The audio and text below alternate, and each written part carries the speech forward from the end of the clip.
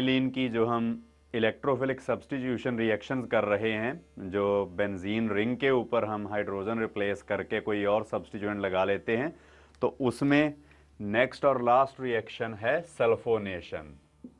Sulphonation जैसे कि आप लोग जानते होंगे कि इसमें हम सल्फोनिक ग्रुप से सब्स्टिट्यूशन करवाते हैं, और सल्फोनिक ग्रुप आपको पता है कि अगर बेंजीन रिंग के ऊपर कोई इलेक्ट्रॉन रिलीजिंग ग्रुप लगा हो, जैसे कि NH2 ग्रुप तो बड़ा स्ट्रांगली इलेक्ट्रॉन रिलीजिंग होता है, तो ये ऑर्थो या पैरा पोजीशन पर ही जाता है। पर यहाँ पर जब हम सल्फोनेशन करते हैं एनिलीन की, तो थोड़े डिफरेंट वे में रिएक्शन जो है वो प्रोसीड करती है, क्योंकि एनिलीन जो है ये एक बेस होता है। इसको जब हम ट्रीट करेंगे विद कंसेंट्रेटेड सल्फ्यूरिक एसिड, तो तब पहला स्टेप होगा यहाँ पर सॉल्ट की फॉर्मेशन। पहले हम इसमें ऐड करेंगे कंसेंट्रेटेड H2SO4, तो H2SO4 से एक H पॉजिटिव आयन निकलेगा जो कि इस NH2 ग्रुप में बेसिक अमीनो ग्रुप के ऊपर प्रोटोनेशन करेगा। तो इस तरह से हमें मिलेगा NH3 positive. No doubt aromatic amines और एनिलीन जो होती है ये काफ़ी कम बेसिक होती है, पर फिर भी थोड़ा बहुत तो इसकी टेंडेंसी रहती है प्रोटॉन एक्सेप्ट करने की, तो इस कारण ये एक प्रोटॉन एक्सेप्ट करके एनिलीनियम आयन बनाएगी। और आपको ये भी पता होगा कि H2SO4 जो है ये किस तरीके से आयोनाइज होता है। ये आयोनाइज होता है हमेशा H पॉजिटिव और OSO3H नेगेटिव। ये भी मैंने आपको बताया हुआ है कि HSO4 नेगेटिव हम कॉमनली लिखते हैं, पर नेगेटिव चार्ज क्योंकि ऑक्सीजन के ऊपर होता है, इसलिए इसको इस तरीके से लिखना ज़्यादा ठीक रहेगा। जैसे कि H2SO4 की अगर मैं आपको फिर से शेप बनाकर बताऊं, ये है H2SO4। इसमें से जब भी हाइड्रोजन लूज होगा एज H पॉजिटिव आयन, तो तब शेयर्ड इलेक्ट्रॉन पेयर पीछे ऑक्सीजन के ऊपर ही छोड़ जाएगा, और यानी कि ये मैंने ऊपर लिखा है O के ऊपर लोन पेयर और नेगेटिव चार्ज, फिर उसके बाद SO3, फिर H। तो तभी जो बाईसल्फेट आयन है ऑर्गेनिक में उसको इस तरह से लिखें तो ज़्यादा बेटर रहता है, क्योंकि यही ऑक्सीजन जाके आगे अटैच होनी है। तो इधर हमें लिखना चाहिए OSO3H, ऑक्सीजन के ऊपर एक लोन पेयर ऑफ इलेक्ट्रॉन्स और नेगेटिव चार्ज। तो इस तरीके से एनिलीनियम हाइड्रोजन सल्फेट बनेगा जो हमारे पास प्रोडक्ट होगा। ये क्योंकि आयनिक प्रोडक्ट होता है तो वाटर में फ्रीली सॉल्युबल होगा। इसको कहा जाएगा एनिलीनियम हाइड्रोजन सल्फेट। अब जो एनिलीनियम हाइड्रोजन सल्फेट है, जब ये बन गया फिर इसको हीट किया जाएगा। जब हम इसको हीट करेंगे up to a temperature of 453 to 473 kelvin तक, इसको जब हम हीट करेंगे तो एक वाटर के लॉस के साथ हमारे पास बेंजीन अमीनो सल्फोनिक एसिड बन जाएगा। ऊपर रह जाएगा NH2 ग्रुप और पैरा पोजीशन पर आ जाएगा SO3H ग्रुप, यानी कि सल्फोनिक ग्रुप।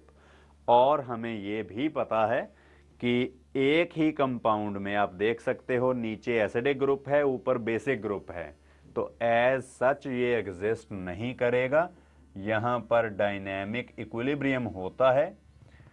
इधर SO3 ग्रुप जो है ये प्रोटॉन रिलीज करेगा और ऊपर NH2 ग्रुप जो है वो प्रोटॉन एक्सेप्ट करेगा।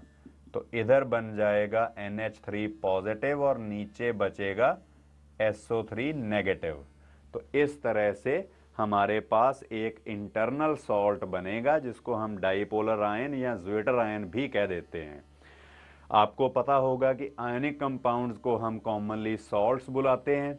आयनिक कंपाउंड जो मर्जी हो, ये ज़रूरी नहीं होता कि NaCl को ही हम कॉमन सॉल्ट बोलते हैं या वही सॉल्ट होता है। कोई भी आयनिक कंपाउंड हो तो उसको हम सॉल्ट बोलते हैं। अब आयनिक कंपाउंड जो होते हैं उनमें पॉजिटिव चार्ज किसी और एटम या ग्रुप ऑफ एटम्स के ऊपर होता है और नेगेटिव चार्ज किसी और एटम या ग्रुप ऑफ एटम्स के ऊपर होता है। जबकि इस कंपाउंड में आप देख सकते हो कि सेम स्पीशीज में एक पार्ट के ऊपर पॉजिटिव चार्ज है तो दूसरे पार्ट के ऊपर नेगेटिव चार्ज है, इसलिए इसको हम डाइपोलर आयन या ज्विटर आयन बोला करते हैं। तो ये जो है it is called a dipolar ion और ज्विटर आयन। ज्विटर आयन और इंटरनल सॉल्ट जो with in the same species हमारे पास सॉल्ट बना है। तो जो अब फॉर्मेशन ऑफ डबल सॉल्ट ये सॉरी इंटरनल सॉल्ट बना है या ज्विटर आयन बना है, ये हमें कैसे पता चले कि हाँ वाकई ऐसी बात हुई है। तो इसका सीधा सीधा हमारे पास प्रूफ आता है कि इसका मेल्टिंग पॉइंट वेरी हाई होता है, अबाउट 560 केल्विन, जो एनिलीन के मेल्टिंग पॉइंट से या बेंजीन सल्फोनिक एसिड के मेल्टिंग पॉइंट से काफ़ी ज़्यादा होता है। और हाई मेल्टिंग पॉइंट्स तो आयनिक कंपाउंड्स के ही होते हैं। और इसके अलावा ये हॉट वाटर में सॉल्युबल भी होता है।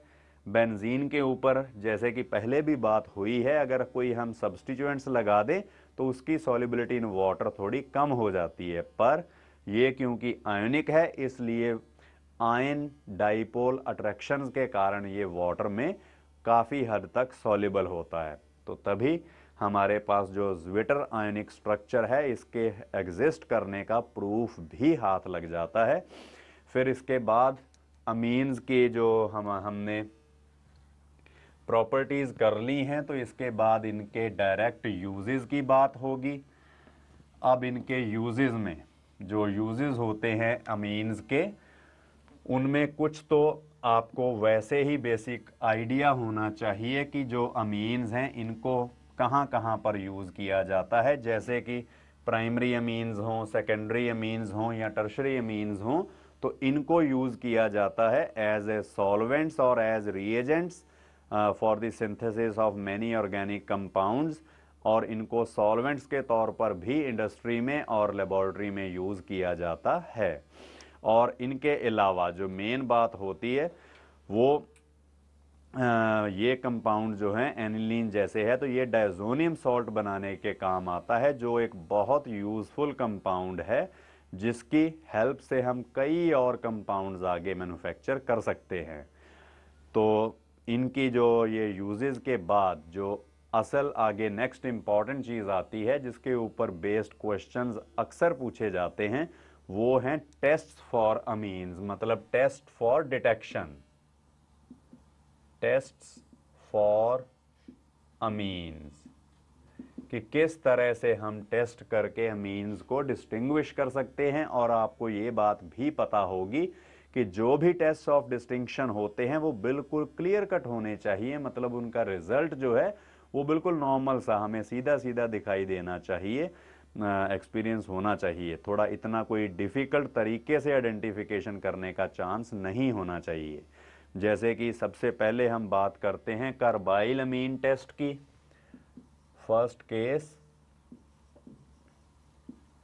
कार्बाइल अमीन टेस्ट। ये रिएक्शन हमने सबसे पहले हैलोजन डेरिवेटिव्स में क्लोरोफॉर्म की केमिकल प्रॉपर्टीज में भी की थी। तब हमने स्टडी किया था कि कोई भी प्राइमरी अमीन हम लें, अगर चाहे वो एलिफेटिक हो चाहे वो एरोमेटिक हो, कोई भी, यहाँ पर अल्काइल ग्रुप की बजाय एराइल ग्रुप भी हो, तब भी ये रिएक्शन बिल्कुल सिमिलर तरीके से चलेगी।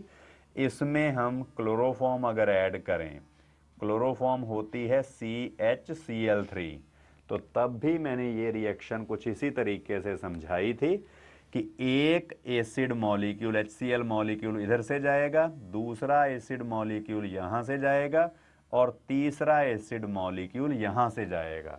तो इस तरीके से 3 एसिड मॉलिक्यूल्स को एब्स्ट्रैक्ट करने के लिए हमें एक वेरी स्ट्रॉन्ग बेस डालना पड़ेगा, जो हम ऐड करते हैं 3 moles of KOH alcoholic.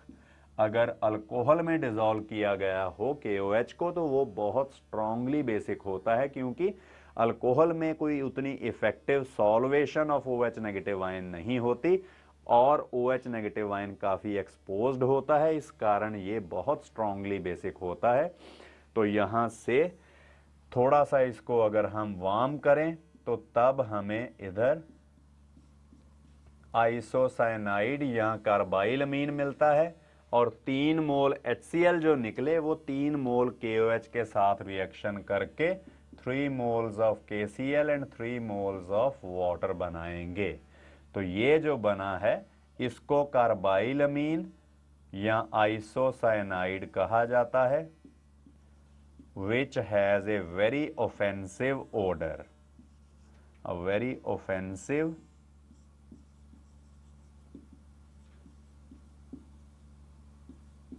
Order. इनकी जो स्मेल होती है वो बड़ी फूल होती है, ऑफेंसिव होती है। तो अगर हमें पता करना हो, हमारे पास डिफरेंट अमीन्स हों, प्राइमरी अमीन्स हों, सेकेंडरी अमीन्स हों और टर्शरी अमीन्स हों, जिन कंटेनर्स में वो स्टोर करके रखे गए हों, उन कंटेनर्स के ऊपर से अगर लेबल उतर जाए तो तब हम कैसे आइडेंटिफाई करेंगे कि किस कंटेनर में प्राइमरी अमीन है। तो उसके लिए थोड़ा थोड़ा सैंपल लेकर तीनों कंटेनर्स में से तीनों में हम क्लोरोफॉर्म और KOH अल्कोहलिक ऐड करेंगे, जिसमें से ये फूल स्मेल आ गई वो प्राइमरी अमीन होगा, जिनमें नहीं आई उनमें प्राइमरी अमीन नहीं होगा, बल्कि उनमें सेकेंडरी हो सकता है या टर्शरी हो सकता है।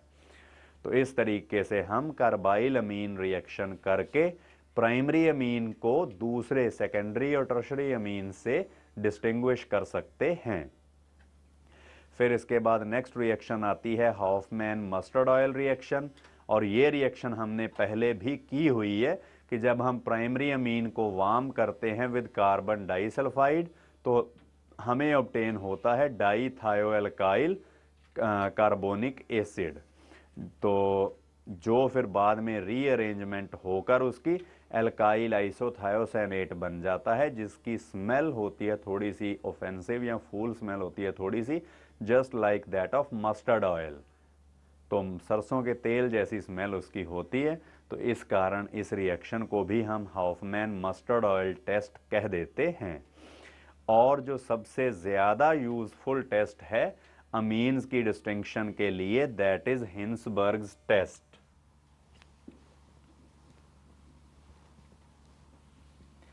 एक ये कार्बाइल अमीन काफ़ी यूजफुल था, इससे तो हम सिर्फ प्राइमरी अमीन को डिस्टिंग्विश कर सकते हैं, क्योंकि कार्बाइल अमीन रिएक्शन जो है ये सिर्फ प्राइमरी अमीन शो करते हैं, हों चाहे वो एलिफेटिक चाहे एरोमेटिक हों, पर होने प्राइमरी अमीन्स चाहिए। जबकि हिंसबर्ग्स टेस्ट से हम primary, secondary as well as tertiary तीनों टाइप के अमीन्स को डिस्टिंग्विश कर सकते हैं।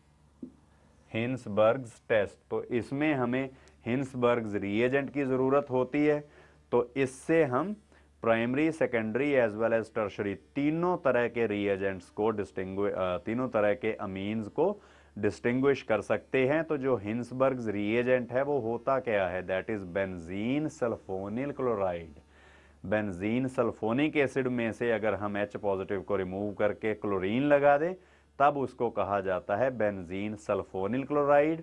तो ये होता है हिंसबर्ग्स रिएजेंट जो डिफरेंट अमीन्स के साथ, प्राइमरी अमीन, सेकेंडरी अमीन और टर्शरी अमीन तीनों तरह के अमीन्स के साथ डिफरेंट वे में रिएक्शन करता है। जैसे कि हम देखते हैं जो प्राइमरी अमीन होगा, प्राइमरी अमीन इस बेंजीन सल्फोनिल क्लोराइड और हिंसबर्ग्स रिएजेंट ये है, इसका नेम है, केमिकल नेम बेंजीन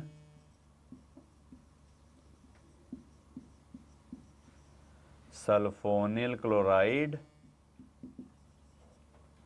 और इसको ही हिंसबर्ग्स रिएजेंट भी बोला जाता है। हिंसबर्ग्स रिएजेंट, इसके साथ हम ट्रीट करवाएंगे अमीन को, चाहे वो प्राइमरी हो, चाहे वो सेकेंडरी हो, चाहे वो टर्शरी हो, तीनों तरह के अमीन्स की हम बारी बारी रिएक्शन करवाएंगे। एल्काइल ग्रुप जो मैंने R लिखा है ये एलिफेटिक भी हो सकता है और एरोमेटिक भी हो सकता है। तो यहाँ से 1 मोल HCl लूज होगा कुछ इस तरह से, यहाँ से HCl जाएगा, तो ये N जो है ये इधर सल्फोनिक ग्रुप के साथ अटैच हो जाएगा। तो हमें जो प्रोडक्ट ऑब्टेन होगा वो कुछ इस तरह से होगा, SO2 फिर NHR। यहाँ पर आप देख सकते हो कि बेंजीन रिंग के ऊपर काफ़ी बड़ा सब्स्टिट्यूएंट लग गया है, तो इसलिए ये वाटर में इनसॉल्युबल होता है।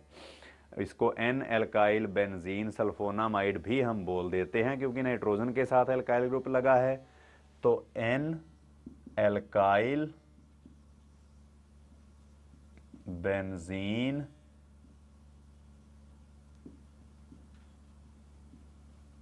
सल्फोनामाइड ये वाटर में इनसॉल्युबल होता है, एक इनसॉल्युबल कंपाउंड है।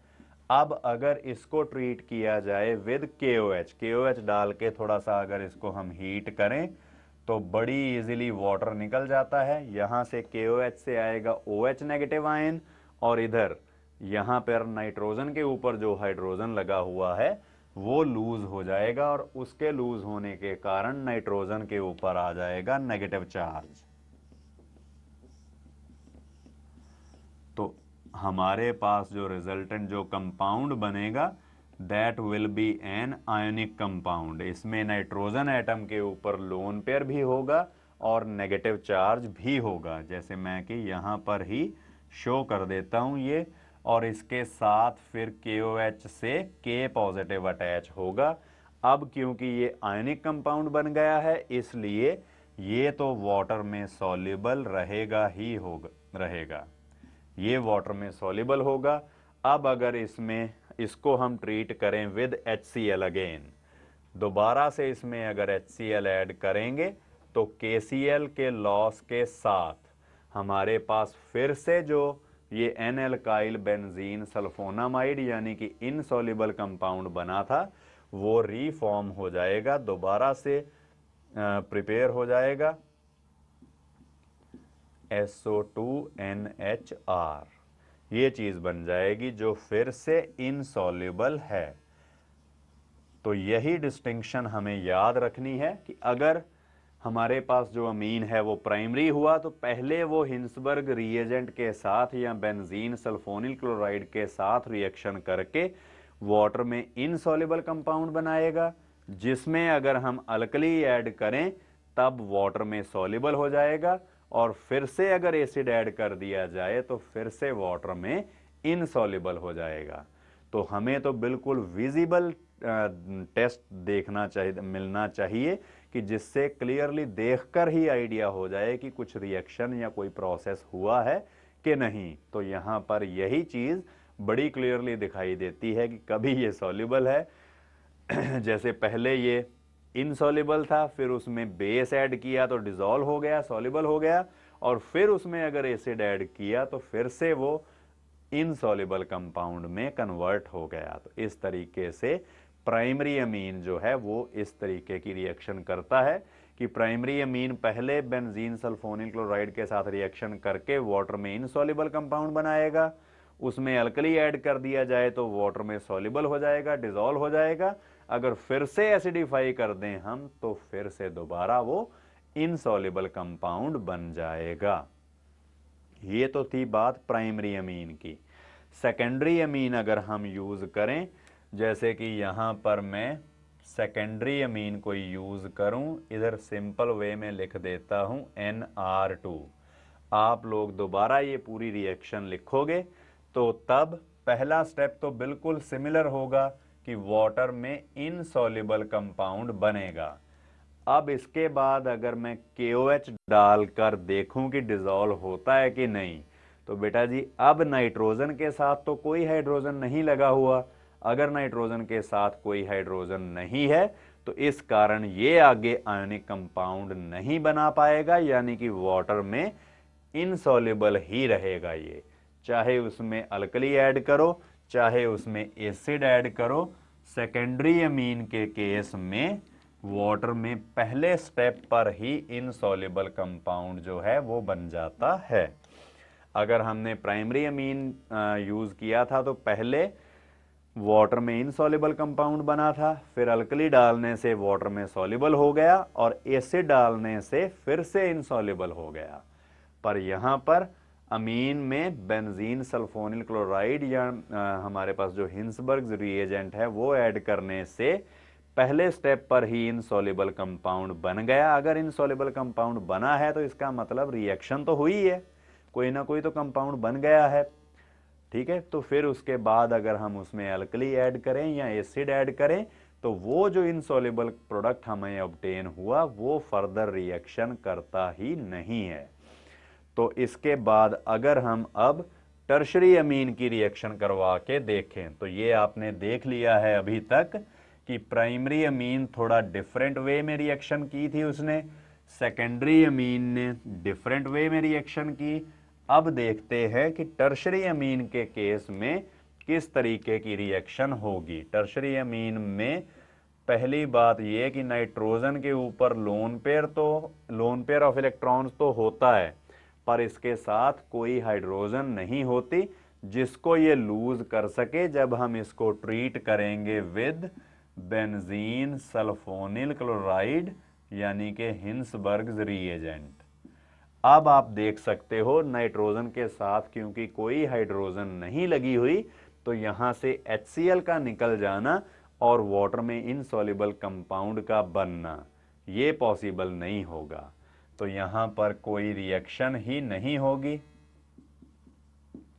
जैसी सिचुएशन पहले थी बिल्कुल वैसी की वैसी ही रही। अगर कोई रिएक्शन नहीं हुई तो फिर अगर आप इसमें KOH डालोगे चाहे एसिड डालो ये वाटर में इनसॉल्युबल ही रहेगा, वाटर में सॉल्युबल होने का कोई चांस ही नहीं रहेगा। It is not soluble in water, insoluble होगा, not soluble in KOH। Alkali में भी डिसॉल्व नहीं होगा। प्राइमरी अमीन के केस में जो हमारे पास ये बना था बेंजीन सल्फोनामाइड वो अल्कली में डिसॉल्व हो गया था क्योंकि अल्कली के साथ रिएक्शन करके उसने आयनिक कंपाउंड बना लिया था। पर जो सेकेंडरी अमीन है इस केस में ऐसी बात नहीं हुई है। और टर्शरी अमीन सेकेंडरी अमीन में रिएक्शन हो गई थी पर टर्शरी अमीन में पहले स्टेप पे ही कोई रिएक्शन नहीं हुई है। फिर अगर इसमें मैं जो टर्शरी अमीन है इसमें HCl ऐड कर दूं तो HCl के ऐड करने से क्या होगा, हमारे पास एक अमोनियम सॉल्ट बन जाएगा। जो HCl का प्रोटॉन होगा वो अमीन के साथ इधर प्रोटोनेशन करके हमें ट्राई एल्काइल अमोनियम क्लोराइड बना देगा जो आयनिक कंपाउंड होने के कारण वाटर में सॉल्युबल होगा। तो जो टर्शरी अमीन है वो हिंसबर्ग रिएजेंट या बेंजीन सल्फोनिल क्लोराइड के साथ तो कोई रिएक्शन नहीं करते हैं, जबकि वो एसिड में ज़रूर डिसॉल्व हो जाते हैं। एसिड के साथ वो रिएक्शन करके जो सॉल्ट्स हैं वो बना लेते हैं। और इसके बाद जो हमारे पास आएगी बात that will B of separation of primary secondary and tertiary amines. तो इनको सेपरेट करने के भी कई मेथड्स हैं जैसे कि हिंसबर्ग मेथड था। अगर हमारे पास मिक्सचर हो प्राइमरी अमीन सेकेंडरी अमीन और टर्शरी अमीन का तो जिस तरीके से हमने हिंसबर्ग टेस्ट किया तो पहले स्टेप में जो हमारे पास मिक्सचर है प्राइमरी सेकेंडरी और टर्शरी अमीन का उनमें हम हिंसबर्ग रिएजेंट ऐड करेंगे तो प्राइमरी अमीन भी वाटर में इनसॉल्युबल रहेगा, सेकेंडरी अमीन जो है वो भी इनसॉल्युबल रहेगा और टर्शरी अमीन ने तो रिएक्शन ही नहीं करनी तो वो भी वैसे ही इनसॉल्युबल रहेगा। फिर अगर उसमें KOH डाल दें तो प्राइमरी अमीन तो सेपरेट हो जाएगा क्योंकि वो वाटर में तब सॉल्युबल हो जाएगा। तो जो चीज़ वाटर में सॉल्युबल नहीं थी उसको यानी कि जो हमारे पास मिक्सचर बचा सेकेंडरी अमीन और टर्शरी अमीन का उनको हमने सेपरेट जो है वो कर लिया और फिर उसका एसिडिक हाइड्रोलिसिस करके हम जो प्राइमरी अमीन है उसको रीजनरेट कर सकते हैं और जो वाटर में इनसॉल्युबल चीज़ रही थी यानी कि सेकेंडरी अमीन ने जो कंपाउंड बनाया था, तो उसको हम अगर उसका एसिडिक हाइड्रोलिसिस कर लेंगे तो उससे हमें सेकेंडरी अमीन जो है वो ऑब्टेन हो जाएगा। तो इस तरीके से हिंसबर्ग्स मेथड को हम यूज़ कर सकते हैं for separation of different types of amines also. इसी तरीके से एक और होता है मेथड हॉफमैन्स मेथड। हॉफमैन्स मेथड से भी हम जो अमीन्स हैं उनको सेपरेट कर सकते हैं, जैसे कि हम यहाँ पर यूज़ करते हैं डाई इथाइल ऑक्जेलेट। उसकी रिएक्शन करवाई जाए अगर विद प्राइमरी अमीन, तो हमारे पास एन अल्काइल सब्सटीट्यूटेड ऑक्सामाइड बनता है जो सॉलिड होता है। और अगर हम सेकेंडरी अमीन के साथ रिएक्शन करवाएं तब हमारे पास लिक्विड प्रोडक्ट जो है वो बन जाता है। और टर्शरी अमीन की तो रिएक्शन ही नहीं होनी है, तो इस तरीके से हम इन तीनों को सेपरेट जो है वो कर सकते हैं। और जो हमारे पास एन एल्काइल सब्सटीट्यूटेड ऑक्सामाइड बना था उससे फिर अमीन्स को हम रीजनरेट कर लेते हैं बाय ट्रीटिंग विद अल्कलीज। तो इसके साथ जो अमीन्स हैं, अमीन्स की जो जितनी सारी प्रॉपर्टीज़ थी या इनके जो भी मेथड्स ऑफ प्रेपरेशन थे वो ख़त्म होते हैं। अमीन्स के बाद फिर हम करेंगे आगे जो डायज़ोनियम सॉल्ट्स हैं, और डायज़ोनियम सॉल्ट्स के साथ जो हमारा मेजर पोर्शन है इस चैप्टर का यानी कि अमीन्स और डायज़ोनियम सॉल्ट्स वो ख़त्म हो जाएंगे। तो अभी तक जो हमने स्टडी किया है इस चैप्टर में, उसमें हमने पहले नाइट्रो कंपाउंड्स किए थे, फिर उसके बाद अमीन्स स्टडी किए, अमीन्स के मेथड्स ऑफ प्रेपरेशन किए, फिर उनकी फिजिकल और केमिकल प्रॉपर्टीज़, उसके बाद जो हैं कुछ उनके टेस्ट्स ऑफ डिटेक्शन या उनकी सेपरेशन की बात की है। तो इसके साथ जो हमारे पास अमीन्स हैं यानी कि चाहे एलिफेटिक अमीन्स हों चाहे एरोमेटिक अमीन्स हों, उनकी जो स्टडी है वो ख़त्म होती है।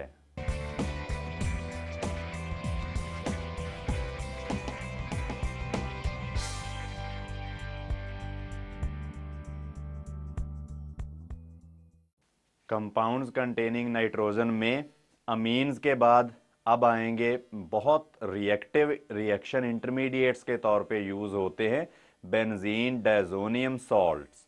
डायज़ोनियम सॉल्ट्स जो हैं ये रिएक्शन इंटरमीडिएट के तौर पे यूज़ किए जाते हैं। इससे पहले भी ऑर्गेनिक कंपाउंड्स में, कई ऑर्गेनिक कंपाउंड्स की प्रेपरेशन में हमने डायज़ोनियम सॉल्ट्स को यूज़ किया है। तो वही डायज़ोनियम सॉल्ट जो है उनकी प्रेपरेशन और उनकी प्रॉपर्टीज़ हम अब स्टडी करेंगे। तो डायाजोनियम क्यों कहते हैं? पहली बात, di stands for two, azote stands for nitrogen, और ईएम का मतलब है पॉजिटिव चार्ज। तो डायज़ोनियम सॉल्ट होगा जब दो नाइट्रोजन हो रिंग के ऊपर और साथ में उनके ऊपर पॉजिटिव चार्ज भी हो।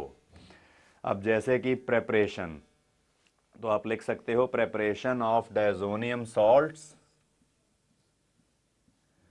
इसमें हम प्राइमरी एरोमेटिक अमीन लेते हैं लाइक एनिलीन।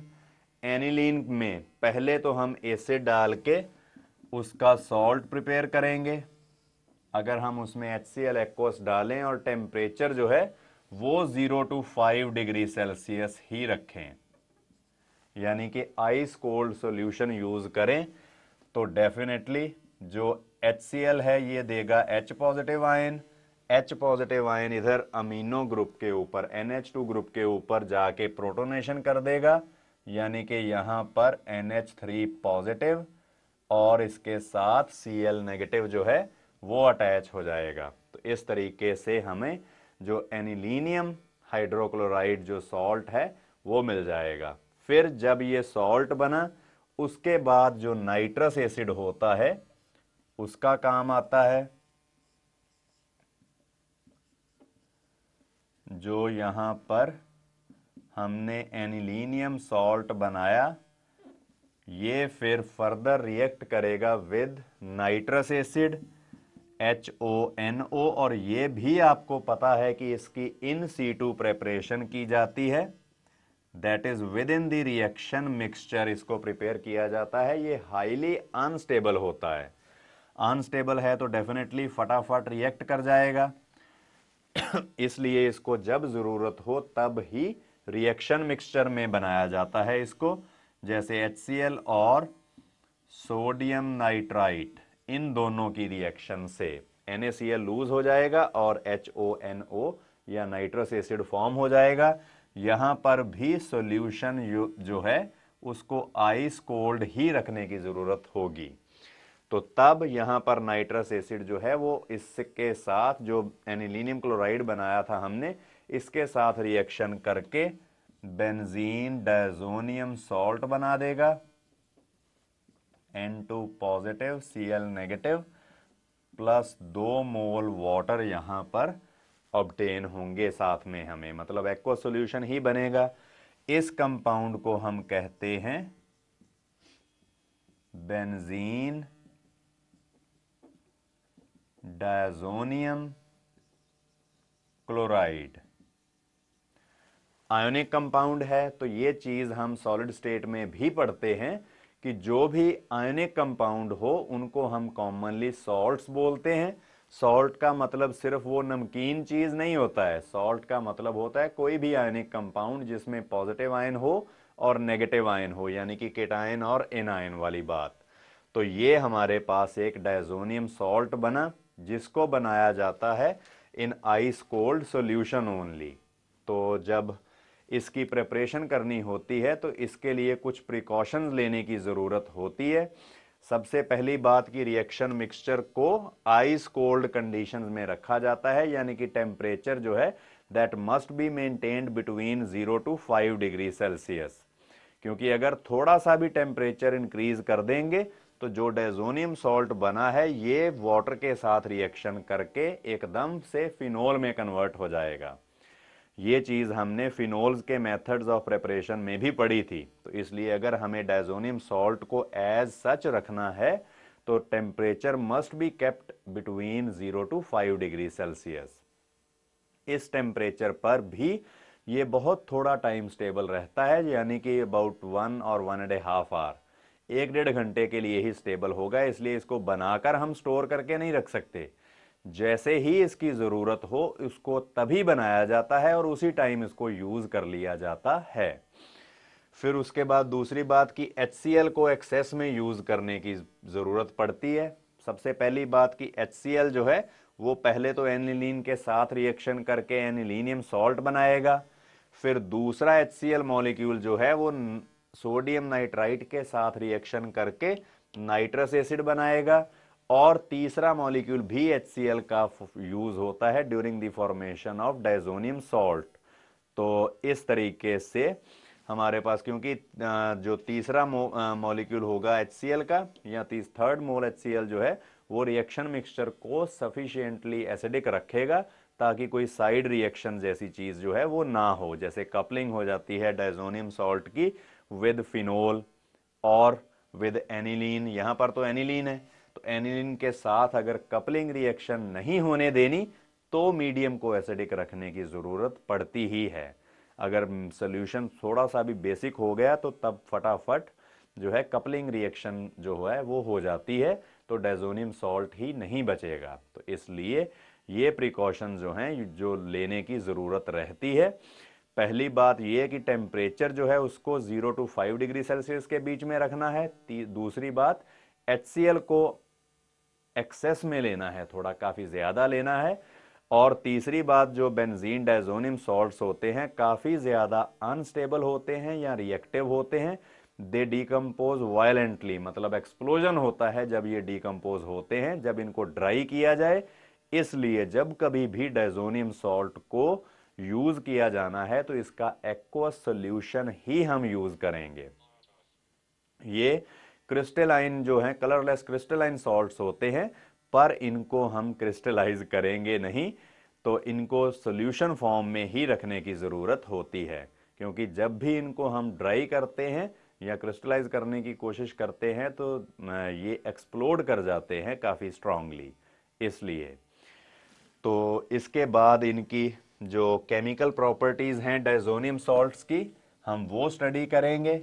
केमिकल प्रॉपर्टीज में कुछ रिएक्शंस तो कुछ क्या काफ़ी सारी रिएक्शंस तो हम पहले भी जो फंक्शनल ग्रुप्स हैं उनमें कर चुके हैं, क्योंकि इसके बाद अगर कोई फंक्शनल ग्रुप बचा है तो वो है सिर्फ साइनाइड्स और आइसोसाइनाइड्स।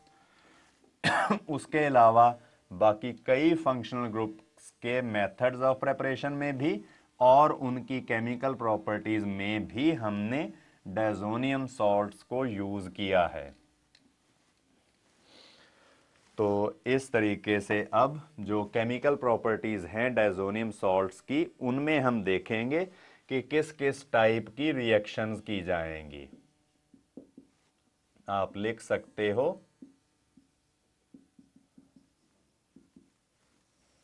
केमिकल प्रॉपर्टीज, और उसमें सबसे पहले हम सब्स्टिट्यूशन रिएक्शंस करते हैं।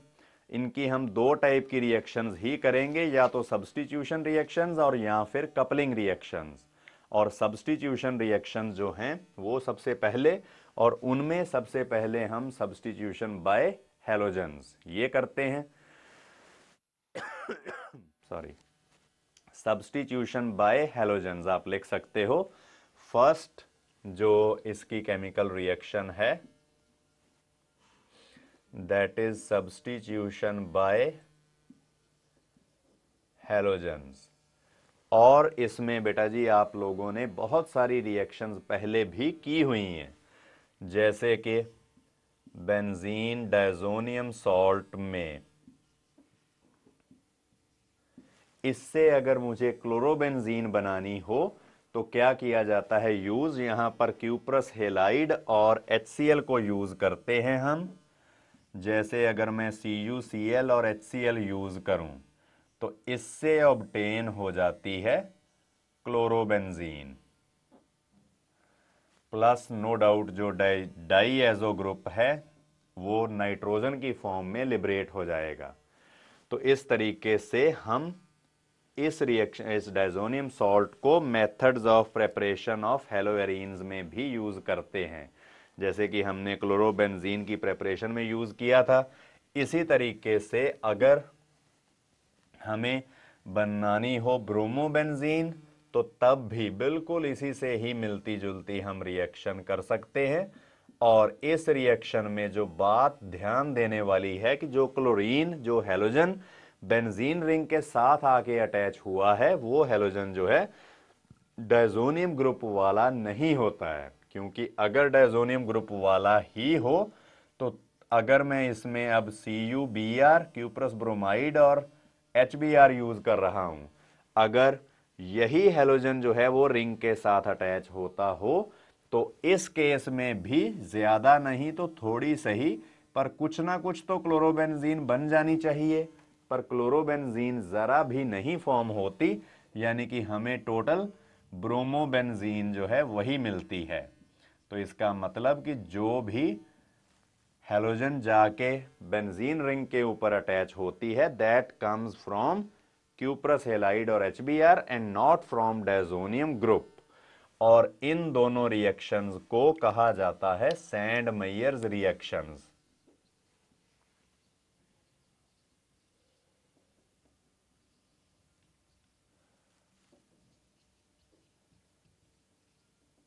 Sand-Myers reaction. और फिर थोड़ी देर बाद गेटरमैन ने इन रिएक्शंस में थोड़ी सी मॉडिफिकेशन की। उन्होंने इन क्यूप्रस हेलाइड की जगह पे कॉपर पाउडर ही यूज कर लिया सिर्फ, तो रिजल्ट जो था वो बिल्कुल सेम रहा। तो अगर रिजल्ट बिल्कुल सेम है तो ये भी रिएक्शंस इक्वली यूजफुल हुई। तो इन रिएक्शंस को फिर गेटरमैन्स रिएक्शंस के तौर पे जाना जाता है। अगर हम क्यूप्रस हेलाइड की जगह पे कॉपर पाउडर ही यूज करें तो तब जो रिएक्शन होती है उसको हम कहते हैं गेटरमैन्स रिएक्शन। गेटरमैन्स रिएक्शन ये हमने हेलोएरीन्स के मेथड्स ऑफ प्रेपरेशन में पढ़ी हुई हैं। तो आप फिर से ये इक्वेशंस लिख सकते हो। इसी तरीके से जो मैंने अभी क्लोरोबेंजीन बना ली है और ब्रोमोबेंजीन बना ली है दो तरीकों से, सैंड-मेयर रिएक्शन से एज वेल एज गेटरमैन्स रिएक्शन से। अब इनसे अगर आयोडोबेंजीन बनानी हो या फ्लोरोबेंजीन बनानी हो तो वो भी क्वाइट पॉसिबल होता है, अगर हमें जरूरत हो आयोडोबेंजीन की ही। तब रिएक्शन थोड़ी इजी होती है, यानी कि हमें अब डायजोनियम सॉल्ट में सिंपली KI पोटेशियम आयोडाइड ही डालना है, और पोटेशियम आयोडाइड डालने के बाद हल्का सा वार्म करना है रिएक्शन मिक्सचर को, तो हमें ऑब्टेन हो जाएगी आयोडोबेंजीन और नाइट्रोजन एंड KCl। ये तो चलो ऑब्टेन होने ही हैं एज बाई प्रोडक्ट। ये रिएक्शन हुई। फिर अगर हमें फ्लोरोबेंजीन चाहिए हो तो तब हम रिएक्शन को थोड़ा और तरीके से करते हैं कि डायजोनियम सॉल्ट में पहला स्टेप होता है एडिशन ऑफ फ्लोबोरिक एसिड। इसको फ्लोरोबोरिक एसिड या फ्लोबोरिक एसिड कह देते हैं। और इससे हमें जो कंपाउंड ऑब्टेन होता है वो किस तरह बनेगा कि यहां से HCl जो है वो लूज हो जाएगा और डायजोनियम ग्रुप के साथ ये फ्लोबोरेट आयन जो है वो अटैच हो जाता है। इस कंपाउंड को हम बेंजीन डायजोनियम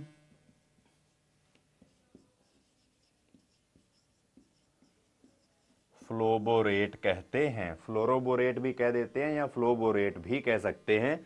फिर इसको थोड़ा सा अगर वार्म किया जाए, हमें पता है कि डायजोनियम सॉल्ट को वार्म करना हो तो कुछ ना कुछ तो रिएक्शन होनी ही है, तब हमें फ्लोरोबेंजीन जो है वो ऑब्टेन हो जाएगी और साथ में N2 प्लस BF3। तो इस तरीके से डायजोनियम सॉल्ट से हम हर एक तरह का हेलोएरीन बना सकते हैं, फ्लोरोबेंजीन भी, क्लोरोबेंजीन भी, ब्रोमोबेंजीन भी और आयोडोबेंजीन भी। अगर हम फ्लोरोबेंजीन बनाएं इस तरीके से तो इस रिएक्शन को कहा जाता है बाल्ज-शीमन रिएक्शन। ये दो साइंटिस्ट का आइडिया था,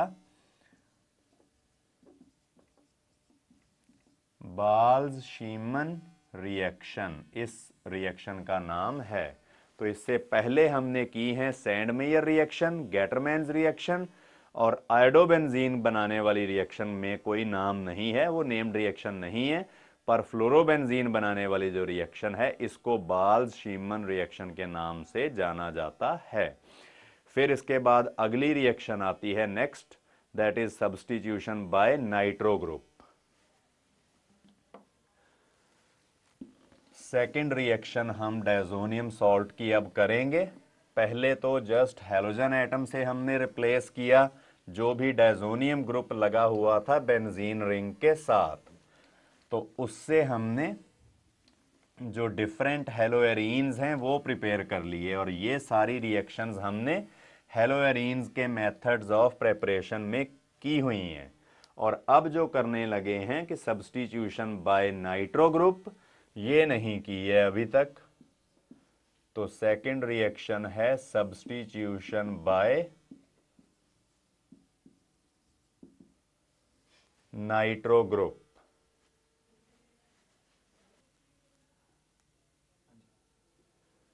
तो नाइट्रो ग्रुप से अगर सब्स्टिट्यूशन रिएक्शन करनी हो तो इसके लिए सोडियम नाइट्राइट को यूज किया जाता है। वैसे तो हमने सीखा है कि जब भी कभी नाइट्रो कंपाउंड्स बनाने हो तो हम सिल्वर नाइट्राइट को यूज करते हैं, पर यहां पर इवन जो सोडियम नाइट्राइट है वो भी इक्वली इफेक्टिव होता है। इसको NaNO2 भी लिख दिया जाता है, और साथ में इसके कॉपर पाउडर यूज करके ऐड करके इसको हीट भी करना होता है, तब जाके जो डायजोनियम सॉल्ट है वो कन्वर्ट हो जाता है इनटू नाइट्रोबेंजीन।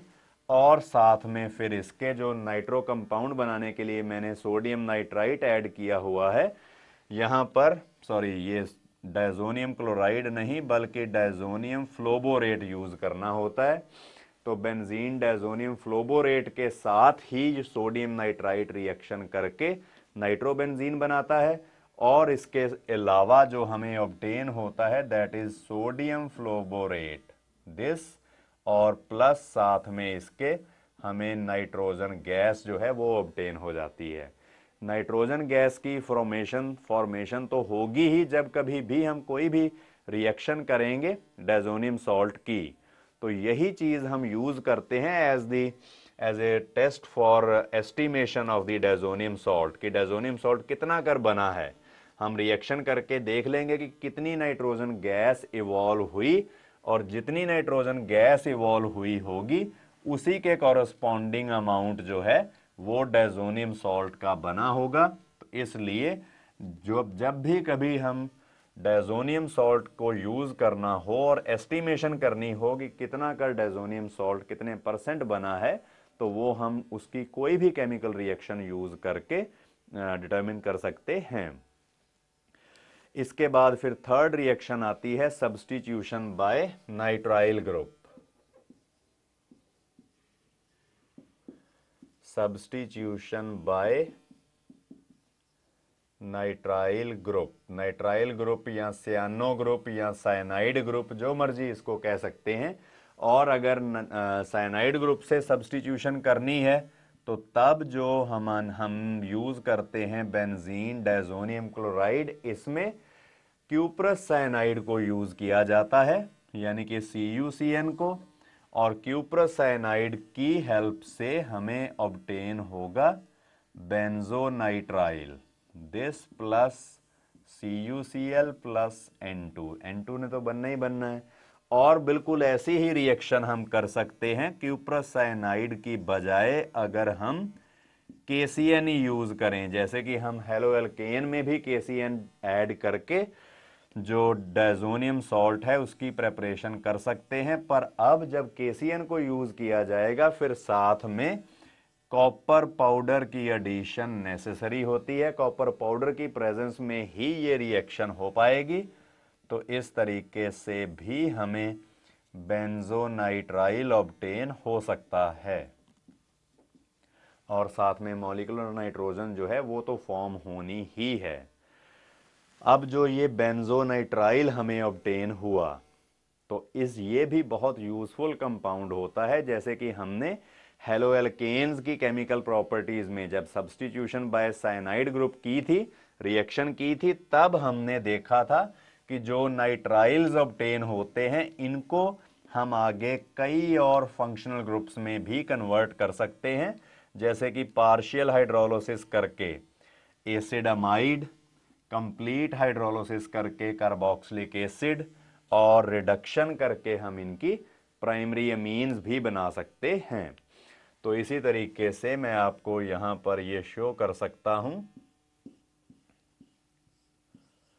कि ये अगर हमें ऑब्टेन हुआ बेंजोनाइट्राइल, तो इसमें सबसे पहले अगर तो मैं इसका हाइड्रोलिसिस करूं, यानी कि डाइल्यूट एसिड यूज करूंगा, डाइल्यूट HCl जैसे मैंने यूज किया, तो बेटा उस केस में 2 मोल वाटर के यूज होंगे, और जो वाटर के साथ इसकी रिएक्शन होने से जो नाइट्राइल ग्रुप है वो कन्वर्ट हो जाता है इनटू कार्बोक्सिलिक ग्रुप।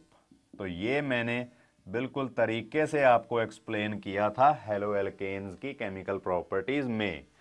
फिर अगर इसकी रिडक्शन करनी हो तो रिडक्शन हम करेंगे बाय यूजिंग नेसेंट हाइड्रोजन। तो इसके लिए 4 मोल नेसेंट हाइड्रोजन चाहिए होगी, और ये कहां से ऑब्टेन होगी, जब सोडियम की रिएक्शन करवाई जाएगी विद इथेनॉल। ETOH मैंने लिखा है, ET here stands for ethyl group, that is CH3CH2 या C2H5, कुछ भी कह सकते हैं। तो इस तरीके से बेंजोनाइट्राइल की रिडक्शन करके हमें जो प्राइमरी अमीन है बेंजाइल अमीन वो ऑब्टेन हो जाता है। तो जो नाइट्राइल्स हैं बहुत यूजफुल कंपाउंड्स होते हैं। फिर इसके बाद नेक्स्ट जो सब्स्टिट्यूशन रिएक्शन है fourth, that is substitution by hydroxyl group. तो ये बात तो हम पहले भी कई बार कर चुके हैं कि डायज़ोनियम सॉल्ट्स जो होते हैं ये हाईली अनस्टेबल होते हैं, और अगर इनको सॉलिडिफाई भी किया जाए तो दे डीकम्पोज वायलेंटली, और अगर इनको स्टेबलाइज भी करके रखना हो तो 0 to 5 डिग्री सेल्सियस टेम्परेचर पर ये ज़्यादा से ज़्यादा 1-1.5 घंटा ही स्टेबल हो रहते हैं, अदरवाइज ये इमीडिएटली जो फिनोल होती है उसमें कन्वर्ट हो जाएंगे। नो डाउट जब भी कभी डायज़ोनियम सॉल्ट बनाया जाएगा इसको एक्वा सॉल्यूशन में ही बनाया जाता है। अगर तो एक्वा सॉल्यूशन में वाटर तो अवेलेबल है ही, तो 1-1.5 घंटा ही ज़्यादा से ज़्यादा लगेगा और ये जो डायज़ोनियम सॉल्ट है ये फिनोल में कन्वर्ट हो जाता है। और अगर फिनोल में कन्वर्जन थोड़ी फास्ट करनी हो तो रिएक्शन मिक्सचर को वार्म कर दो, और जैसे ही वार्म किया उसी टाइम ही जो डायज़ोनियम सॉल्ट है वो फिनोल में कन्वर्ट हो जाएगा। इसके बाद हम करते हैं next reaction, substitution by aryl group. Aryl group हम एरोमेटिक ग्रुप को बोलते हैं, बेंजीन रिंग को बोलते हैं। फिफ्थ रिएक्शन है सब्स्टिट्यूशन बाय एराइल ग्रुप।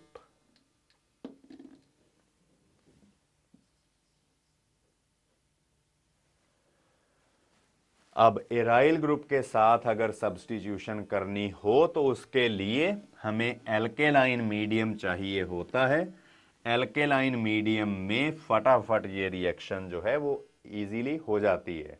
जैसे कि हम यहाँ पर, मैं इसको थोड़ा इस तरह से स्लांटेड वे में लिख रहा हूँ, ये है बेंजीन डायज़ोनियम क्लोराइड। इसकी रिएक्शन करवानी है विद बेंजीन, इसका कॉम्बिनेशन करवाना है विद बेंजीन, और रिएक्शन होनी है ये एल्केलाइन मीडियम में, इसलिए मैंने साथ में NaOH भी ऐड कर दिया है। तो इस तरीके से जो हमें प्रोडक्ट ऑब्टेन होगा दैट विल बी बाइफिनाइल, मतलब दो बेंजीन रिंग्स एक दूसरे के साथ जुड़ी होंगी। डायज़ोनियम ग्रुप जो है वो बेंजीन रिंग से रिप्लेस हो जाएगा और इसके साथ नाइट्रोजन ने तो प्रोड्यूस होना ही है और NaCl और वाटर भी साथ में एज बाई प्रोडक्ट जो हैं वो फॉर्म होते हैं। और इस रिएक्शन को हम कहते हैं गोमबर्ग बैकमैन रिएक्शन। इस रिएक्शन का नाम है गोमबर्ग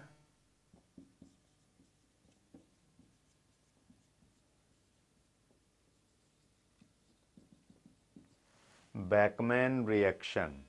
तो इस तरीके से हम देखते हैं कि एराइल ग्रुप से या एरोमेटिक रिंग से, बेंजीन रिंग से भी डायज़ोनियम ग्रुप को रिप्लेस किया जा सकता है। और फिर लास्ट बचती है सब्स्टिट्यूशन बाय हाइड्रोजन। जो सिक्स्थ टाइप की सब्स्टिट्यूशन रिएक्शन है that is substitution bye hydrogen.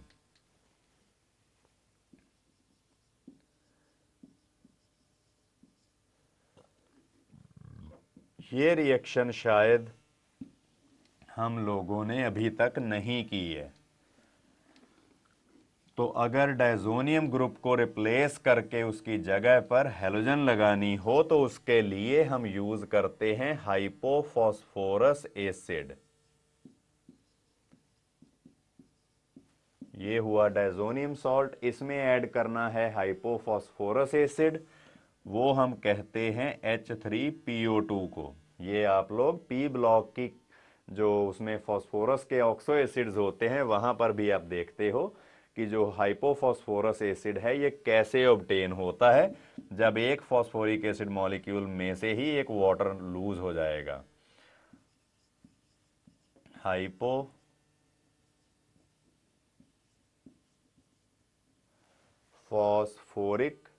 Phosphorous acid H3PO3 होता है वैसे, तो ऑक्सीजन कम हो, सॉरी, अगर वाटर मॉलिक्यूल नहीं वो मेटा होता है, तो यहां पर हाइपोफॉस्फोरस एसिड होता है जिसमें ऑक्सीजन कम होती है थोड़ी बस। जिस भी ऑक्सो एसिड में ऑक्सीजन कम कर दी जाए उसको उसके साथ प्रीफिक्स हाइपो लगा दिया जाता है। हाइपोफॉस्फोरस एसिड, उसका एक्वस सॉल्यूशन हम यूज करेंगे in the presence of cuprous ions. Cuprous ion की प्रेजेंस में ये रिएक्शन होगी, तो जो ऊपर डायज़ोनियम ग्रुप है बेंजीन रिंग के ऊपर वो बिल्कुल रिमूव हो जाएगा और उसके साथ जो हाइपोफॉस्फोरस एसिड था इसकी ऑक्सीडेशन होकर फॉस्फोरस एसिड बन जाएगा। और जो ऊपर हमारे पास नाइट्रोजन है डायज़ोनियम ग्रुप में N2 भी बनना है और साथ में HCl की फॉर्मेशन तो होनी ही है। तो N2 प्लस HCl, इस तरीके से जो हम ये रिएक्शन है वो होती है। सिंपल बात है कि डायज़ोनियम ग्रुप में अगर हाइपोफॉस्फोरस एसिड ऐड कर दिया जाएगा तब जो डायजोनियम ग्रुप है वो रिप्लेस किया जा सकता है विद हाइड्रोजन।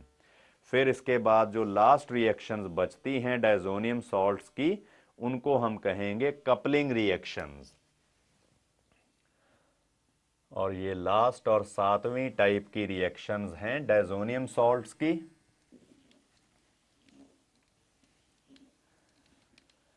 इनको हम कपलिंग रिएक्शंस कहते हैं। ये रिएक्शंस भी बेसिकली हमने स्टडी की हुई हैं, पहले फिनोल्स में भी की थी।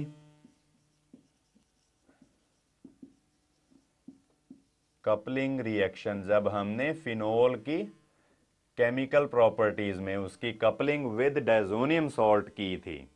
और ये बात तो आपको पहले भी बताई जा चुकी है कि जब कभी भी बेंजीन रिंग के ऊपर कोई इलेक्ट्रॉन रिलीजिंग ग्रुप लगा हो, जैसे OH ग्रुप है या NH2 ग्रुप है, ये बड़े स्ट्रांगली इलेक्ट्रॉन रिलीजिंग ग्रुप्स होते हैं। तो अगर कोई ऐसा ग्रुप लगा हो तब इनकी पैरा हाइड्रोजन जो होती है वो बड़ी इजीली रिप्लेसेबल हो जाती है। तो इस केस में जो मीडियम है that should be slightly alkaline, मतलब pH should be maintained between 9 to 10। Weekly alkaline medium हम यूज करेंगे, क्योंकि अगर वीकली एल्केलाइन मीडियम है तभी यहां पर से HCl मॉलिक्यूल की एब्स्ट्रैक्शन हम कर सकते हैं। तो इस तरीके से HCl की एब्स्ट्रैक्शन के साथ जो हमें कंपाउंड ऑब्टेन होगा उसको हम यूज करते हैं एज एजोडाई, क्योंकि इस केस में नाइट्रोजन एटम्स के ऊपर नाइट्रोजन एटम्स में डबल बॉन्ड है। तो ये ऑरेंज कलर की डाई होती है, पैरा हाइड्रोक्सी एजोबेंजीन इसका नाम है। ये एक ऑरेंज डाई होती है, पैरा हाइड्रोक्सी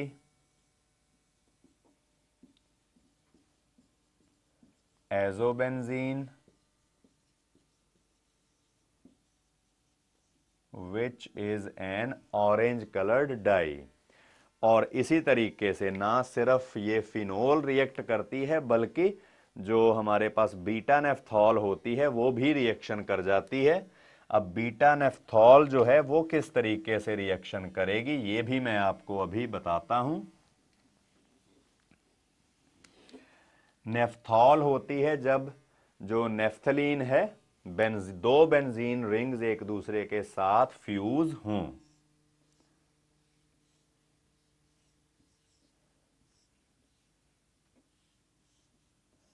जैसे इस कंपाउंड को हम कहते हैं नेफ्थलीन।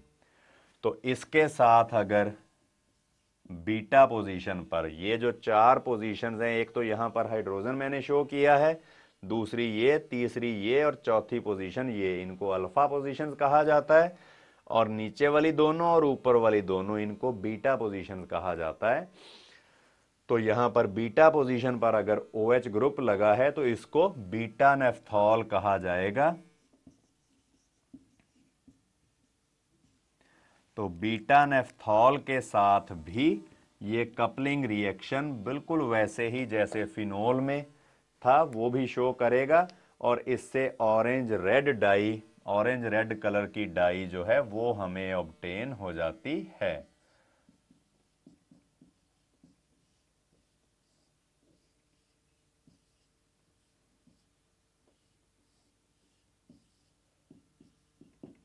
ये कंपाउंड हमें ऑब्टेन होगा एक HCl के लॉस के साथ।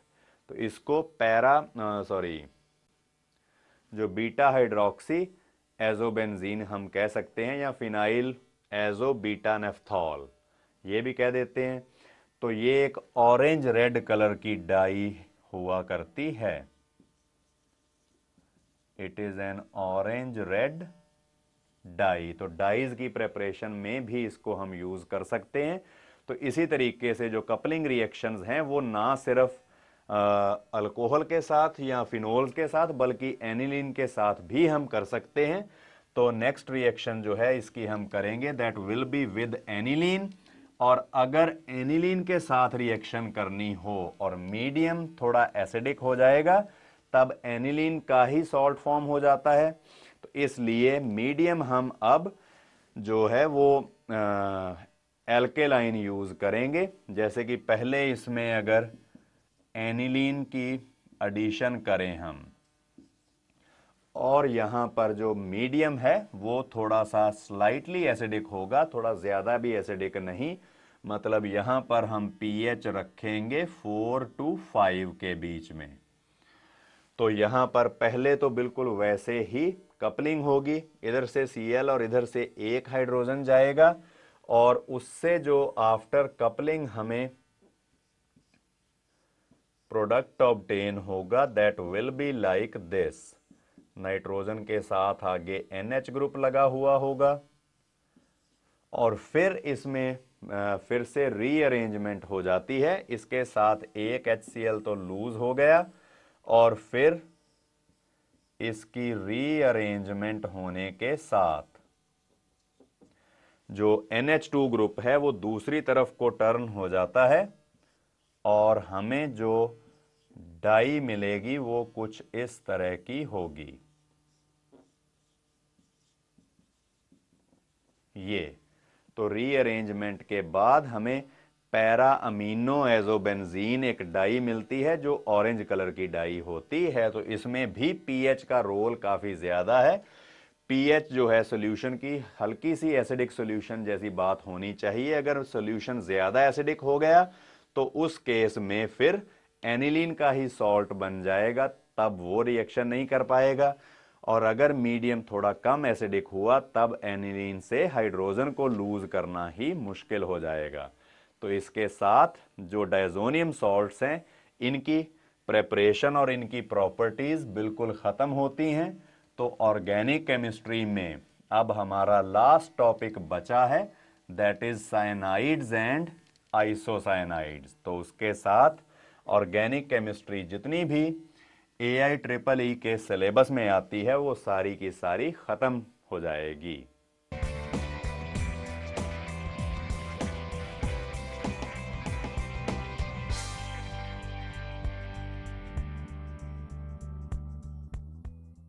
तो अब लास्ट टॉपिक जो नाइट्रोजन कंटेनिंग कंपाउंड्स में है दैट इज साइनाइड्स एंड आइसोसाइनाइड्स। तो इस में हम पढ़ेंगे पहले साइनाइड्स, फिर उसके बाद आइसोसाइनाइड्स के बारे में। हैं बिल्कुल ये छोटे छोटे टॉपिक्स, कोई इतनी ज़्यादा डिटेल इनमें नहीं है, और जो भी है वो हम पहले भी पढ़ चुके हैं। बेसिकली मैक्सिमम रिएक्शंस हमने ऑलरेडी की हुई हैं। जैसे कि मैंने बताया कि पहले हम करेंगे साइनाइड्स और नाइट्राइल्स। IUPAC सिस्टम में साइनाइड्स को हम नाइट्राइल्स कहते हैं, पर नाइट्राइल अगर कहा जाए तो हो सकता है कि किसी को आइडिया ना हो कि नाइट्राइल्स कौन से टाइप के कंपाउंड्स को हम कहते हैं, पर साइनाइड के बारे में तो पूरा पूरा आइडिया होता है। तो सबसे पहले methods of preparation of cyanides. Methods of preparation of cyanides, और उसमें पहला मेथड है फ्रॉम हेलोएल्केन्स। ये रिएक्शन हमने हेलोएल्केन्स की केमिकल प्रॉपर्टीज में भी पढ़ी हुई है, जब हम इसको यूज करते हैं as for stepping up the series. जैसे कि हेलोएल्केन में अगर हम KCN पोटेशियम साइनाइड का अल्कोहलिक सॉल्यूशन ऐड करें, यहाँ पर KCN अल्कोहलिक यूज किया जाएगा अल्कोहल में डिजोल्व करके। तो आपको पता ही है, ये मैंने हेलोएल्केन्स में भी बताया था कि कोई भी मेटल हो और कोई भी हेलोजन हो, जब कभी भी ये आमने सामने होंगे तो मेटल हेलाइड बनकर निकलेगा ही निकलेगा। तो इस तरीके से हमें ऑब्टेन हो जाएगा ये कंपाउंड इथेन नाइट्राइल और मिथाइल साइनाइड। मिथाइल साइनाइड या इथेन नाइट्राइल इसको कहा जाता है। और ये भी आपको पता होगा कि KCN एक आयनिक कंपाउंड है, ये आयोनाइज हो जाता है कुछ इस तरह से, फिर नेगेटिव चार्ज जो है ये डीलोकलाइज हो जाता है कार्बन और नाइट्रोजन दोनों एटम्स के ऊपर, पर न्यूक्लियोफिलिक अटैक ज्यादा कार्बन की तरफ से होगा, क्योंकि इससे एक more stable carbon carbon bond बनेगा। अगर नाइट्रोजन की तरफ से न्यूक्लियोफिलिक अटैक हो तब एक पोलर या वीक बॉन्ड बनता है कार्बन नाइट्रोजन बॉन्ड, पर इधर से कार्बन कार्बन बॉन्ड बनता है जो ज्यादा स्टेबल होने के कारण या ज्यादा स्ट्रांग होने के कारण इजीली बन जाता है। तो ये रिएक्शन हमने पहले की भी हुई है, पर हाँ इसकी लिमिटेशंस के बारे में बात नहीं की थी। तो आप लिख सकते हो लिमिटेशंस, जो इस रिएक्शन की लिमिटेशंस हैं वो कौन सी हैं। तो इनमें आप लिख सकते हो number 1, the percentage yield of primary and secondary alkane nitriles is quite good,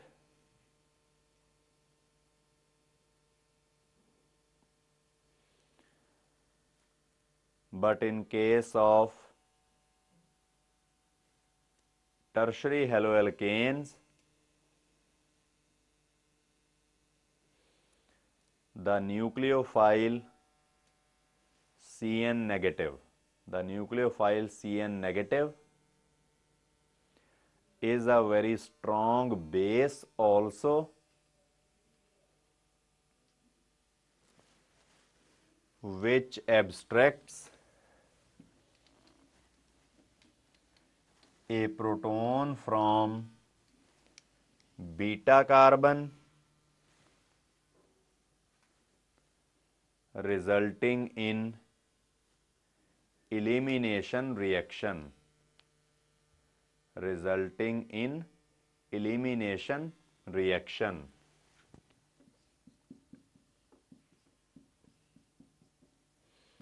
जैसे कि अगर मैं ये टर्शरी हेलोएल्केन यूज करूं तो आपको पता है कि टर्शरी हेलोएल्केन्स जो हैं ये SN1 मैकेनिज्म फॉलो करते हैं, यानी कि यहां से Br नेगेटिव अपने आप लूज हो जाता है, resulting in the formation of A tertiary carbocation. और टर्शरी कार्बोकेटायन के सामने जब आएगा साइनाइड आयन तो तब Cn नेगेटिव एक बहुत स्ट्रॉन्ग बेस होता है, ये इधर से बीटा कार्बन से एक प्रोटॉन एब्स्ट्रैक्ट कर लेगा। तो इसके कारण हमें नाइट्राइल तो थोड़ा बहुत चलो बन जाएगा, और नाइट्राइल के साथ साथ हमें एक एल्कीन भी ऑब्टेन हो जाएगा, यानी कि यहां पर आइसोब्यूटिलीन और साथ में जो HCN बनेगा वो भी ऑब्टेन हो जाएगा, प्लस KBr प्लस HCN। इस तरह से हमें मिक्सचर ऑफ डिफरेंट प्रोडक्ट्स मिलेगा। अगर हम टर्शरी हेलोएल्केन यूज करें या टर्शरी नाइट्राइल बनाने की कोशिश करें इस मेथड से। फिर दूसरी लिमिटेशन आप इसकी लिख सकते हो कि this method, second point, this method is not suitable for preparation of aromatic nitriles because haloarenes are quite less reactive towards nucleophilic substitution, towards nucleophilic substitution।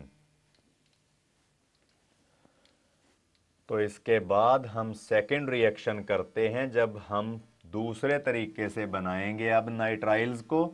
इस केस में हमने देख लिया है कि प्राइमरी नाइट्राइल बन जाएगा या सेकेंडरी नाइट्राइल बन जाएगा, पर जो टर्शरी नाइट्राइल है वो नहीं बन पाएगा इफेक्टिवली। तो इसके बाद आप सेकेंड मेथड लिख सकते हो, प्रेपरेशन फ्रॉम एसिड अमाइड्स।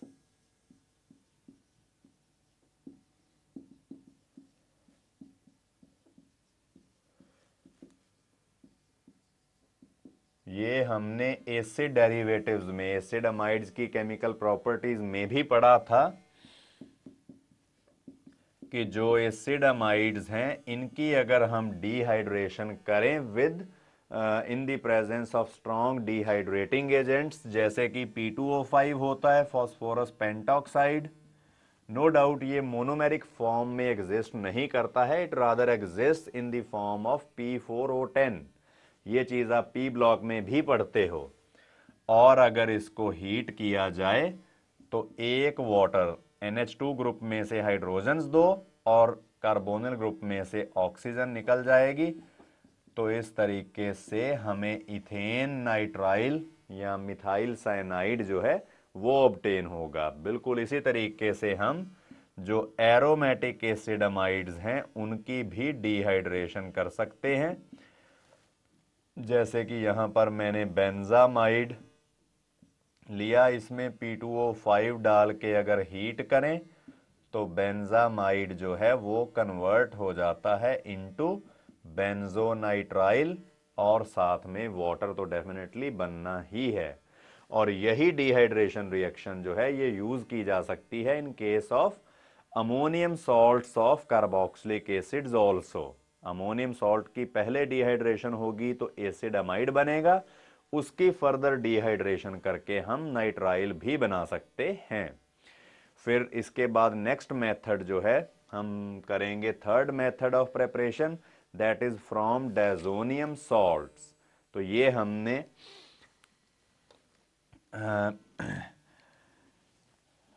सबसे ताज़ा किया है मेथड जो है वो डायजोनियम सॉल्ट की केमिकल प्रॉपर्टीज में हमने सीखा था। थर्ड मेथड है फ्रॉम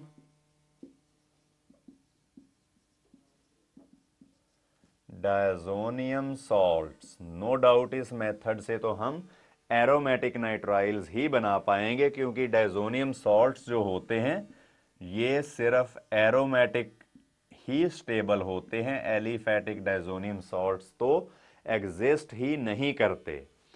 तो इसके लिए या तो हम क्यूप्रस साइनाइड यूज करेंगे या अगर हम KCN यूज करें तो ये यूज किया जाएगा in the presence of copper powder. तो इस तरीके से जो भी डायजोनियम ग्रुप ऊपर लगा हुआ है ये निकल जाएगा यहां से और उसकी जगह पे जो नाइट्राइल ग्रुप है वो अटैच हो जाएगा प्लस N2, और प्लस अगर मैंने KCN ऐड किया तो KCl भी फॉर्म हो जाएगा। और क्यूप्रस साइनाइड अगर हम यूज करेंगे तो क्यूप्रस क्लोराइड यूज होगा। और इस मेथड की लिमिटेशन है कि इससे एलिफैटिक एल्केन नाइट्राइल जो होते हैं वो नहीं ऑब्टेन हो सकते, क्योंकि एलिफैटिक डायजोनियम सॉल्ट्स ही स्टेबल नहीं होते हैं। और फिर नेक्स्ट मेथड है प्रिपरेशन फ्रॉम एल्डोक्साइम्स। फोर्थ मेथड एल्डोक्साइम्स हमने एल्डिहाइड्स एंड कीटोन्स की केमिकल प्रॉपर्टीज में बनाए थे, अब उनकी डिहाइड्रेशन ही जस्ट करनी है। फोर्थ मेथड है फ्रॉम एल्डोक्साइम्स, मतलब बाय डिहाइड्रेशन ऑफ एल्डोक्साइम्स। एल्डोक्साइम्स क्या होते हैं? जब एल्डिहाइड जो है उनकी अमोनियम हाइड्रोक्साइड के साथ, हाइड्रोक्सिल अमीन के साथ हम रिएक्शन करवाएं तो तब हमें इस टाइप के कंपाउंड जो हैं वो ऑब्टेन होते हैं। जैसे ये एसिटल्डिहाइड की अगर रिएक्शन की जाए विद हाइड्रोक्सिल अमीन तब हमें मिलता है, तो इसलिए इसको हम एसिटल्डोक्साइम भी कह देते हैं कॉमनली, एसिटल्डोक्साइम।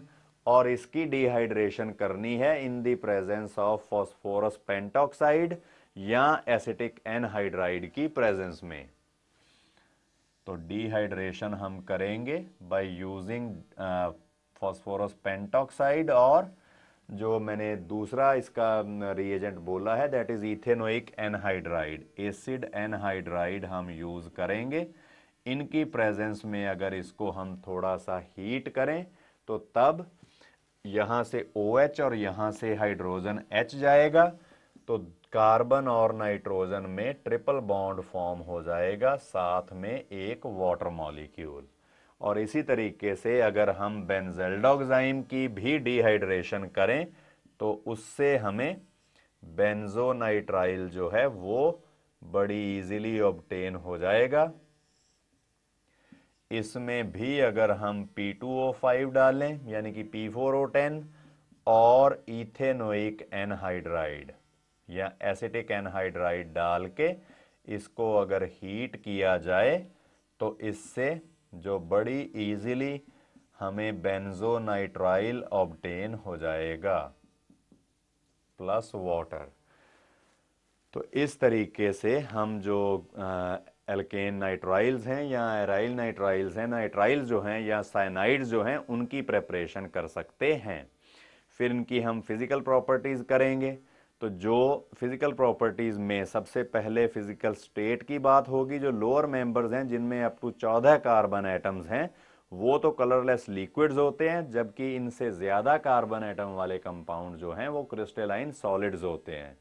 फिर सॉलिबिलिटी, वाटर के साथ ये नाइट्रोजन जो है थोड़ी बहुत हाइड्रोजन बॉन्डिंग फॉर्म कर लेती है, तो इसलिए ये वाटर में कुछ हद तक सॉल्युबल रहेंगे, अदरवाइज ये वाटर में इनसॉल्युबल रहते हैं। और जैसे जैसे हाइड्रोफोबिक एल्काइल ग्रुप का साइज इंक्रीज होगा तो इनकी सॉल्युबिलिटी डेफिनेटली डिक्रीज होगी। बॉइलिंग पॉइंट्स, अब ये नॉन पोलर होते हैं और सॉरी पोलर होते हैं, तो डाइपोल डाइपोल अट्रैक्शन थोड़ी सी वीक इनमें होती है, उसके कारण ये इनके बॉइलिंग पॉइंट्स थोड़े से हाई होंगे। और जो टिपिकल एक प्रॉपर्टी है कि इनकी जो स्मेल होती है वो काफ़ी प्लेजेंट होती है। ये आप आइसोसाइनाइड में पढ़ोगे कि आइसोसाइनाइड्स की जो स्मेल होती है वो बहुत अनप्लेजेंट होती है, जबकि जो साइनाइड्स हैं इनकी स्मेल काफ़ी प्लेजेंट गिनी जाती है। फिर इनके बाद हम केमिकल प्रॉपर्टीज इनकी स्टडी करते हैं। तो केमिकल प्रॉपर्टीज में सबसे पहले हम करेंगे इनका हाइड्रोलिसिस, केमिकल प्रॉपर्टीज, और उनमें पहली रिएक्शन है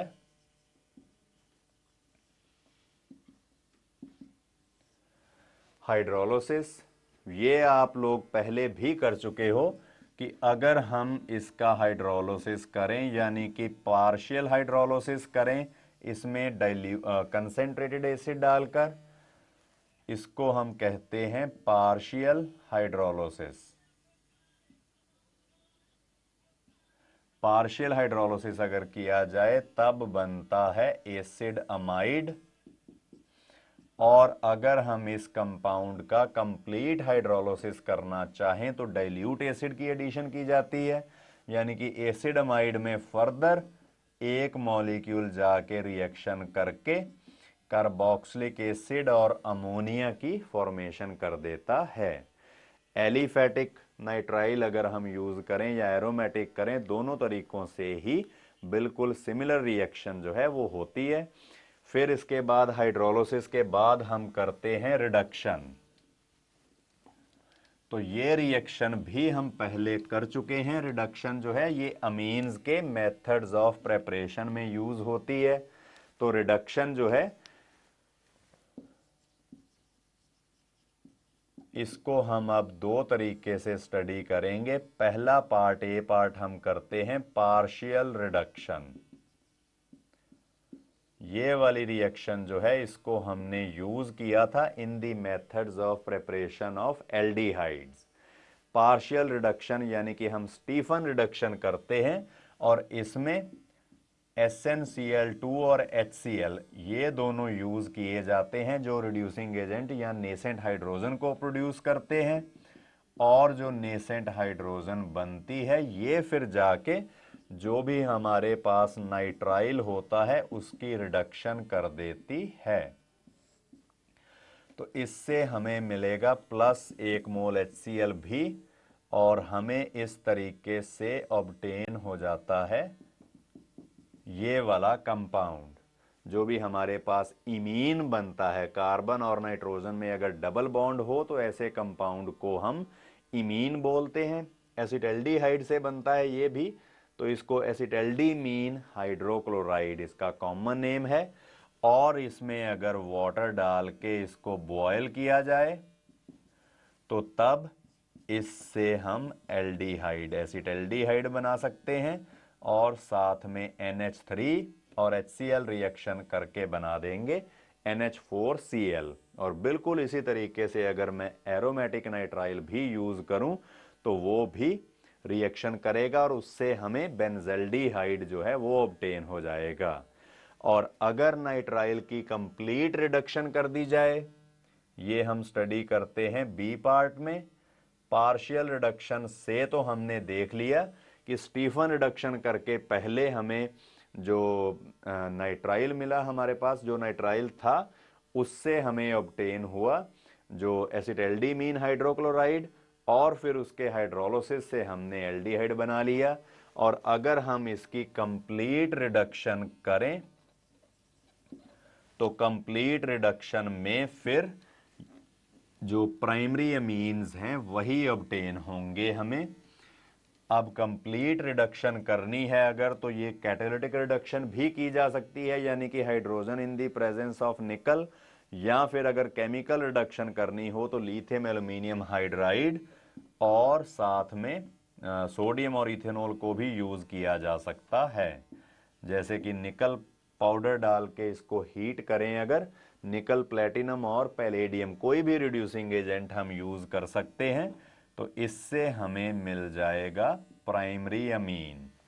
और बिल्कुल यही प्राइमरी अमीन बनाने का एक और तरीका है, चाहे तो हम एलिफेटिक डाइजोनियम सॉल्ट यूज करें, चाहे तो डाइजोनियम सॉल्ट नहीं, चाहे तो हम एलिफेटिक नाइट्राइल यूज करें या हम एरोमेटिक नाइट्राइल जो है वो यूज करें, दोनों केसेस में ही बिल्कुल सिमिलर तरीके से रिएक्शन की जा सकती है। चाहे तो हम लिथियम एल्यूमिनियम हाइड्राइड यूज कर लें या फिर सोडियम और इथेनॉल। अगर हम सोडियम और इथेनॉल को यूज करें तब सोडियम इथॉक्साइड और नेसेंट हाइड्रोजन बनती है। उसके साथ अगर रिडक्शन की जाए तब इस रिएक्शन को मेंडियस रिडक्शन बोला जाता है। तो आप लिख भी सकते हो, reduction with sodium and ethanol is called Mendius reduction, is called Mendius reduction। फिर अगली रिएक्शन हम कर सकते हैं आफ्टर रिडक्शन, जो नेक्स्ट टाइप की रिएक्शन आती है वो है रिएक्शन विद ग्रिग्नार्ड्स रिएजेंट।